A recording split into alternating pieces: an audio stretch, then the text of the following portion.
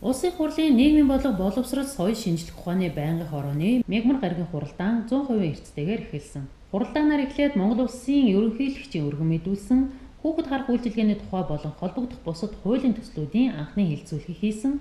Энэ үеэр уг асуудлаар улсын хурал дахь Монгол Ардын намын бүлэг 5 хоногийн хугацаатай завсарлага авсан юм. Үүний дараа нийгмийн даатгалын тухай хууль нэмэлт өөрчлөлт оруулах тухай хуулийн төслийн хэлэлцэх асуудлыг хэлэлцсэн. Хуулийн төслийг барилга хот байгуулалтын сайд Цогтбаатар танилцуулсан юм. Хөрөнгөөр баталгаажсан үнэт цаасны зах зээлийг амжилттай нэвтрүүлснээр зээлийн санхүүгийн бусад хэрэгслийн эргэн төлөлтийг хүлээлгүйгээр хөрөнгийн шинэ их үүсвэрийг богино хугацаанд бүрдүүлж, улмаар шинээр олгох зээлийн хүүг бууруулж, хүн амыг орон сууцаар хангах, барилгын салбарыг дэмжих бодлогыг хэрэгжүүлэх ач холбогдолтой юм байна. Хэлэлцүүлгийн явцад улсын хурлын гишүүн Содбаатар Телехаан нар асуулт асууж, хариулт авсны дараа хуулийн төслийг чуулганы нэгдсэн хуралдаанаар хэлэлцүүлэхийг хуралдаанд оролцсон гишүүдийн 80% нь дэмжсэн юм.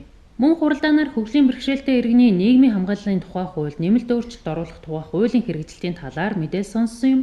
Байнгын хорооны хуралдааны үеэр гишүүдийн зүгээс хуулийн хэрэгжилт тодорхой чиглэлээр урагшилж байгаа ч шийдвэрлэх асуудлууд байгааг сануулж байлаа.